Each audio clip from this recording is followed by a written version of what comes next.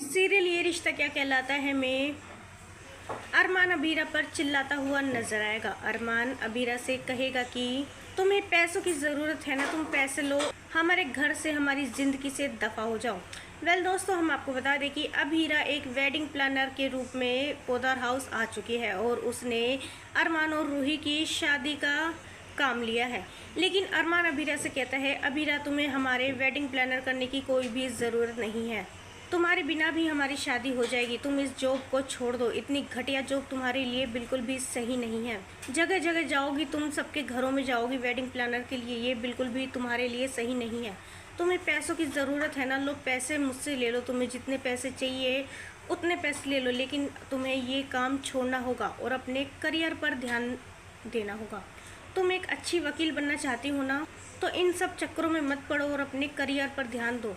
मैं नहीं चाहता कि तुम सब इन सब कामों में अपना टाइम वेस्ट करो और अपने करियर में पीछे रह जाओ। वहीं अबीरा कहती है, अरमान तुम्हें मेरी फ़िक्र करने की कोई भी ज़रूरत नहीं है, तुम होते कौन हो मुझे राय देने वाले?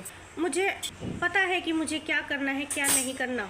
ये जॉब करने के अलावा मेरे पास कोई और ऑप्शन नहीं था और मेरे पास इतने पैसे नहीं है कि मैं कहीं भी जाकर अच्छी जगह पर रह सकूं, इसलिए मुझे ये जॉब सही लगी और मुझे जो सही लगेगा मैं वो करूँगी। अब तुम्हारा मेरे ऊपर कोई भी हक नहीं है, इसलिए अपना हक जताना बंद करो अरमान। और अगर तुम्हें ध्यान देना ही है तो रूही पर ध्यान दो। कुछ ही दिनों में तुम्हारी और रूही की शादी होने वाली है, अब तो परनाना भी तुम्हारी शादी के लिए मान गए हैं। तुम्हें तो कोई टेंशन की बात ही नहीं है, इसलिए मेरी टेंशन छोड़ो, मैं कहीं भी रह लूँगी, लेकिन तुम्हारे घर में नहीं आऊँगी, तुमसे भीख मांगने नहीं आऊँगी। अरमान कहता है कि अबीरा अभी भी तुम्हारी अकड़ नहीं गई, बाहर रहकर भी तुम में पूरी अकड़ है, लेकिन जल्दी ही तुम्हें अपनी गलती का पछतावा होगा और तुम रोती हुई मेरे पास आओगी और जब तुम मुझसे मदद मांगोगी तब बहुत देर हो चुकी होगी, मैं तुम्हारे लिए कुछ भी नहीं कर पाऊँगा।